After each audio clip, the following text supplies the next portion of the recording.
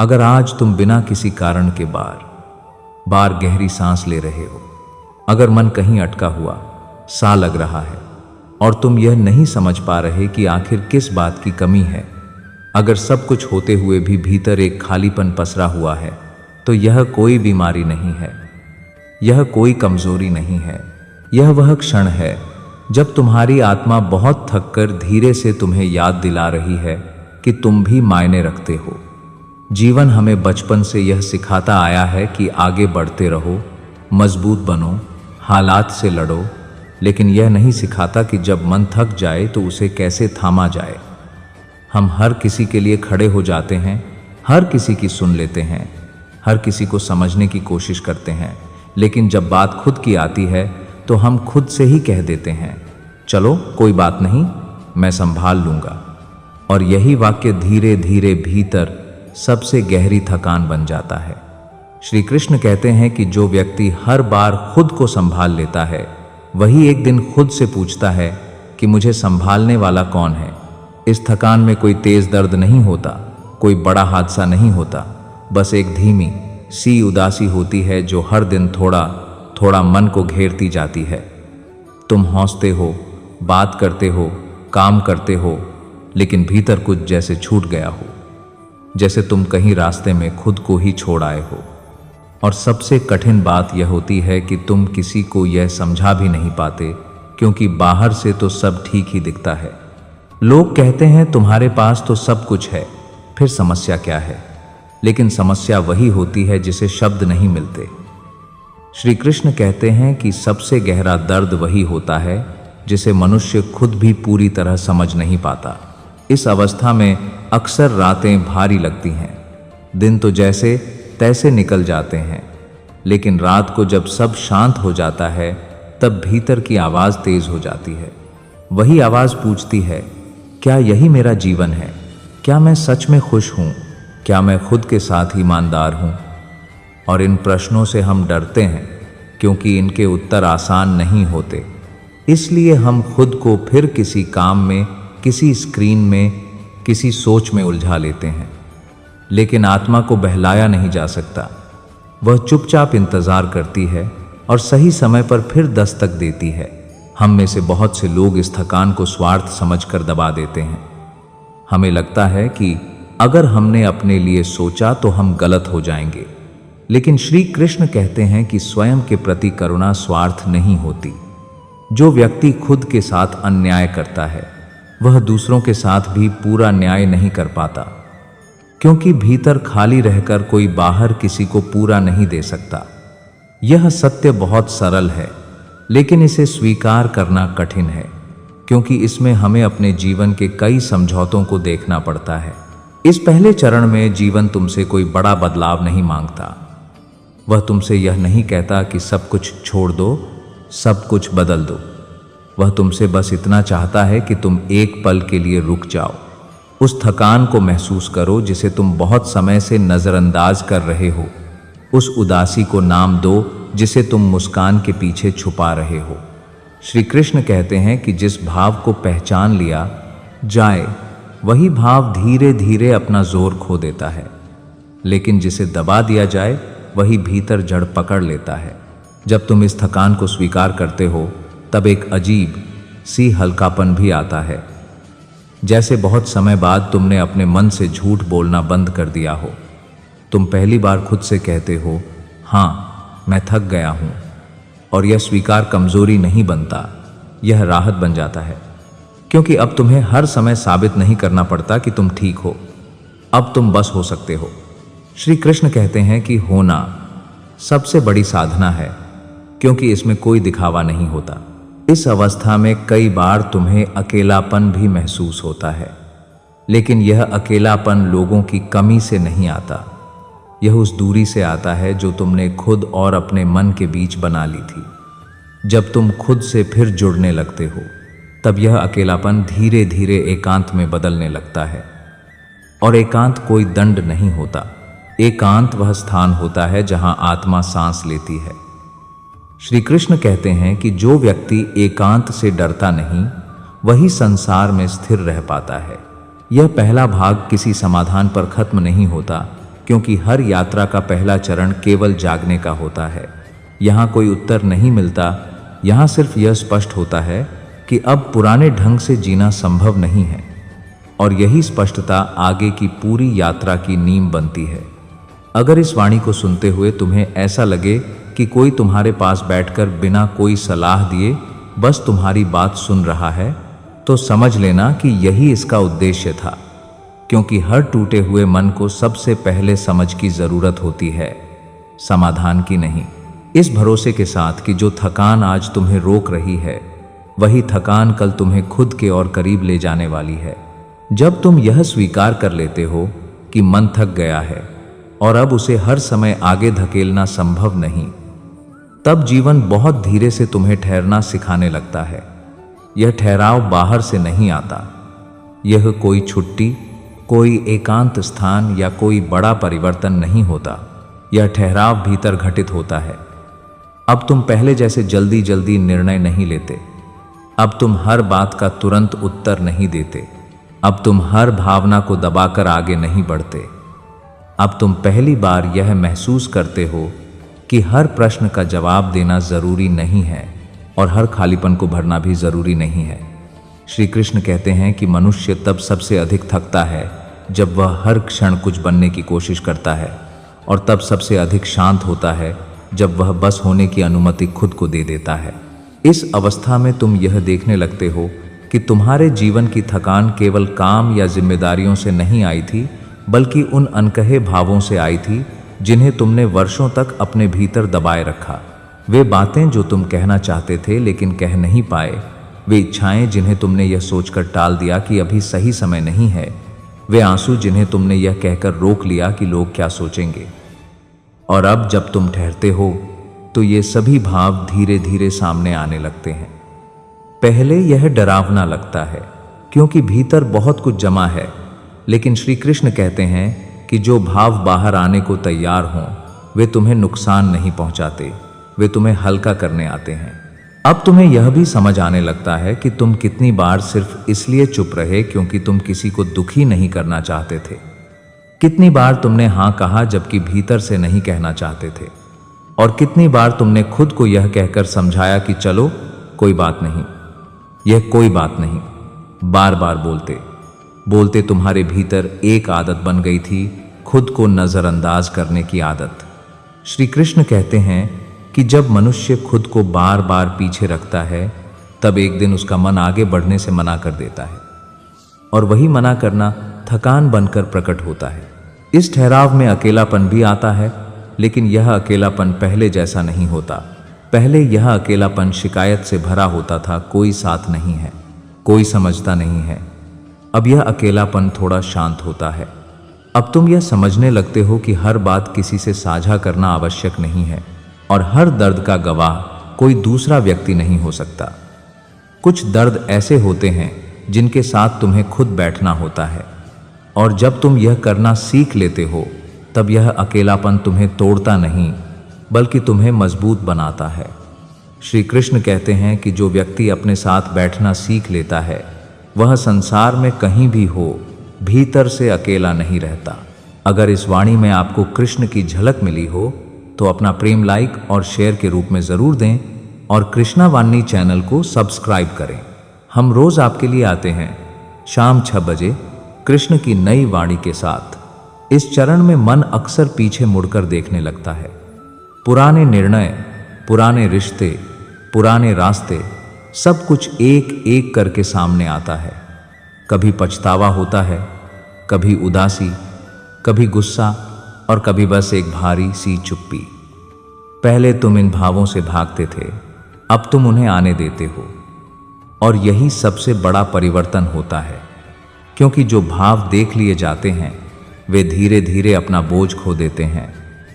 श्री कृष्ण कहते हैं कि मनुष्य को सबसे अधिक पीड़ा उन भावों से होती है जिन्हें उसने कभी महसूस ही नहीं किया। इस अवस्था में तुम यह भी समझने लगते हो कि तुम जितना सोचते थे उतने कमज़ोर नहीं हो, क्योंकि अगर तुम सच में कमज़ोर होते तो अब तक टूट चुके होते। लेकिन तुम अभी भी यहाँ हो, सांस ले रहे हो, महसूस कर रहे हो, और यही इस बात का प्रमाण है कि तुम्हारे भीतर बहुत धैर्य है, बहुत सहनशीलता है। अब तुम्हें यह एहसास होता है कि तुम्हें हर समय मजबूत दिखने की जरूरत नहीं है, क्योंकि तुम्हारी असली शक्ति तुम्हारी सच्चाई में है। श्री कृष्ण कहते हैं कि जो व्यक्ति अपनी थकान को स्वीकार कर लेता है वही वास्तव में विश्राम की ओर बढ़ता है। धीरे धीरे इस ठहराव में तुम्हारी प्रार्थना भी बदलने लगती है। अब तुम जीवन से यह नहीं कहते कि मुझे यह दे दो, मुझे वहां पहुंचा दो। अब तुम बस इतना कहते हो, मुझे थोड़ा स्पष्ट होने दो, मुझे दिखने दो कि मैं क्या महसूस कर रहा हूं। और यह प्रार्थना बहुत शांत होती है। इसमें कोई आग्रह नहीं होता, कोई मांग नहीं होती। यह बस एक मौन निवेदन होता है। श्री कृष्ण कहते हैं कि जब मनुष्य मौन में ईमानदार हो जाता है तब जीवन भी उसके प्रति ईमानदार हो जाता है। इस चरण में कोई चमत्कार नहीं होता, कोई अचानक खुशी नहीं आती, लेकिन एक छोटी सी बात बदलती है। तुम खुद को छोड़ना बंद कर देते हो। अब जब मन भारी होता है तो तुम खुद से लड़ते नहीं। तुम यह नहीं कहते कि ऐसा महसूस करना गलत है, तुम बस यह कहते हो आज मन ऐसा ही है। और यही स्वीकार धीरे धीरे तुम वे बातें जो तुम कहना चाहते थे लेकिन कह नहीं पाए, वे इच्छाएं जिन्हें तुमने यह सोचकर टाल दिया कि अभी सही समय नहीं है, वे आंसू जिन्हें तुमने यह कहकर रोक लिया कि लोग क्या सोचेंगे। और अब जब तुम ठहरते हो तो ये सभी भाव धीरे धीरे सामने आने लगते हैं। पहले यह डरावना लगता है क्योंकि भीतर बहुत कुछ जमा है, लेकिन श्री कृष्ण कहते हैं कि जो भाव बाहर आने को तैयार हों वे तुम्हें नुकसान नहीं पहुंचाते, वे तुम्हें हल्का करने आते हैं। अब तुम्हें यह भी समझ आने लगता है कि तुम कितनी बार सिर्फ इसलिए चुप रहे क्योंकि तुम किसी को दुखी नहीं करना चाहते थे। कितनी बार तुमने हाँ कहा जबकि भीतर से नहीं कहना चाहते थे। और कितनी बार तुमने खुद को यह कहकर समझाया कि चलो कोई बात नहीं, यह कोई बात नहीं। बार बार बोलते बोलते तुम्हारे भीतर एक आदत बन गई थी, खुद को नजरअंदाज करने की आदत। श्री कृष्ण कहते हैं कि जब मनुष्य खुद को बार बार पीछे रखता है तब एक दिन उसका मन आगे बढ़ने से मना कर देता है, और वही मना करना थकान बनकर प्रकट होता है। इस ठहराव में अकेलापन भी आता है, लेकिन यह अकेलापन पहले जैसा नहीं होता। पहले यह अकेलापन शिकायत से भरा होता था, कोई साथ नहीं है, कोई समझता नहीं है। अब यह अकेलापन थोड़ा शांत होता है। अब तुम यह समझने लगते हो कि हर बात किसी से साझा करना आवश्यक नहीं है, और हर दर्द का गवाह कोई दूसरा व्यक्ति नहीं हो सकता। कुछ दर्द ऐसे होते हैं जिनके साथ तुम्हें खुद बैठना होता है, और जब तुम यह करना सीख लेते हो तब यह अकेलापन तुम्हें तोड़ता नहीं बल्कि तुम्हें मजबूत बनाता है। श्री कृष्ण कहते हैं कि जो व्यक्ति अपने साथ बैठना सीख लेता है वह संसार में कहीं भी हो भीतर से अकेला नहीं रहता। इस चरण में मन अक्सर पीछे मुड़कर देखने लगता है। पुराने निर्णय, पुराने रिश्ते, पुराने रास्ते, सब कुछ एक एक करके सामने आता है। कभी पछतावा होता है, कभी उदासी, कभी गुस्सा, और कभी बस एक भारी सी चुप्पी। पहले तुम इन भावों से भागते थे, अब तुम उन्हें आने देते हो, और यही सबसे बड़ा परिवर्तन होता। श्री कृष्ण कहते हैं कि विश्वास का अर्थ यह नहीं है कि जीवन तुम्हें कभी चोट नहीं पहुंचाएगा। विश्वास का अर्थ यह है कि चोट के बाद भी तुम खुद को छोड़ोगे नहीं। इस चरण में रिश्तों को लेकर भी तुम्हारी दृष्टि बदलने लगती है। अब तुम यह नहीं चाहते कि कोई तुम्हारी हर कमी भर दे, तुम्हारे हर दर्द का समाधान बन जाए। अब तुम बस इतना चाहते हो कि अगर कोई तुम्हारे जीवन में है तो वह तुम्हें वैसा ही स्वीकार करे जैसा तुम हो, और अगर कोई चला जाए तो तुम खुद को दोषी न ठहराओ। यह समझ बहुत धीरे आती है, क्योंकि इसके लिए वर्षों की आदतों को छोड़ना पड़ता है। लेकिन जब यह समझ आती है तो मन बहुत हल्का हो जाता है। श्री कृष्ण कहते हैं कि जो व्यक्ति अपने पूर्ण होने की जिम्मेदारी दूसरों पर नहीं डालता वही प्रेम को बोझ नहीं बनाता। अब तुम्हें यह भी एहसास होने लगता है कि हर दिन खुश रहना जरूरी नहीं है। कुछ दिन ऐसे होते हैं जब मन बस शांत रहना चाहता है। कुछ दिन ऐसे होते हैं जब तुम बिना किसी वजह के थके हुए महसूस करते हो। पहले तुम इन दिनों को अपनी असफलता समझते थे, अब तुम इन्हें अपने मानवीय होने का हिस्सा मानने लगते हो और यही स्वीकार तुम्हें भीतर से मजबूत करता है। श्री कृष्ण कहते हैं कि जो व्यक्ति अपने हर रूप को स्वीकार कर लेता है वही जीवन के किसी भी रूप से डरता नहीं। इस अवस्था में तुम्हारी प्रार्थना भी बहुत बदल जाती है। अब तुम बड़े शब्दों में कुछ नहीं मांगते। अब तुम यह नहीं कहते कि सब कुछ ठीक कर दो। अब तुम बस इतना कहते हो, मुझे खुद के साथ ईमानदार रहने दो, मुझे इतना साहस दे दो कि मैं जो महसूस कर रहा हूं उससे भागूं नहीं। और यह प्रार्थना बहुत शांत होती है, बहुत सच्ची होती है। श्री कृष्ण कहते हैं कि जब मनुष्य अपने सत्य से डरना छोड़ देता है तब जीवन उसके सामने अपने उत्तर खोलना शुरू करता है। धीरे धीरे तुम्हें यह भी दिखने लगता है कि तुम्हारे भीतर एक स्थिरता जन्म ले रही है। यह स्थिरता बाहर की किसी उपलब्धि से नहीं आई है, यह किसी के आश्वासन से नहीं आई है। यह स्थिरता इस बोध से आई है कि तुम अपने सबसे कमजोर क्षणों में भी खुद के साथ खड़े रहे, और यही बोध तुम्हें फिर से जीवन की ओर खोलता है। अब तुम हंसते हो, लेकिन उस हंसी में दिखावा नहीं होता। अब तुम चुप रहते हो, लेकिन उस चुप्पी में डर नहीं होता। अब तुम आगे बढ़ते हो, लेकिन खुद को पीछे छोड़कर नहीं। यह तीसरा चरण पूर्ण शांति का चरण नहीं है, लेकिन यह स्पष्टता का चरण है। अब तुम्हें पता चल जाता है कि तुम्हें किस तरह का जीवन नहीं चाहिए। वह जीवन जिसमें तुम हर समय खुद को दबाते रहो, हर समय साबित करते रहो, हर समय थकते रहो। और यही स्पष्टता अगले चरण की तैयारी करती है, क्योंकि जब यह स्पष्ट हो जाता है कि तुम किस ओर नहीं जाना चाहते, तभी तुम्हें यह समझ में आता है कि तुम्हें किस ओर बढ़ना है। और इसी धीरे धीरे बनते विश्वास, इस एहसास के साथ कि जीवन फिर से थोड़ा भरोसेमंद लगने लगा है, इसलिए नहीं कि वह बदल गया है, बल्कि इसलिए कि तुम खुद के साथ खड़े रहना सीख गए हो। जब धीरे धीरे भीतर वह भरोसा जन्म लेने लगता है कि तुम हर भावना के साथ रह सकते हो और हर भारी दिन के बाद भी खुद को छोड़ते नहीं, तब जीवन पहली बार तुम्हें बिना किसी शर्त के स्वीकार करता हुआ सा लगता है। अब दुख पूरी तरह समाप्त नहीं होता, लेकिन वह तुम्हें डराता नहीं। अब थकान कभी कभी आती है, लेकिन वह तुम्हें तोड़ती नहीं। अब खालीपन भी आता है, लेकिन वह तुम्हें निगलता नहीं, क्योंकि अब तुम्हारे भीतर एक ऐसा स्थान बन चुका होता है जहां तुम खुद के साथ सुरक्षित महसूस करते हो। श्री कृष्ण कहते हैं कि जब मनुष्य अपने भीतर एक सुरक्षित स्थान बना लेता है, तब संसार का कोई भी तूफान उसे पूरी तरह हिला नहीं पाता। यह सुरक्षा बाहर से नहीं आती, यह किसी व्यक्ति, किसी वादे या किसी उपलब्धि से नहीं आती। यह सुरक्षा उस दिन से आती है जिस दिन तुमने खुद से यह कहना बंद कर दिया कि मुझे ऐसा महसूस नहीं करना चाहिए।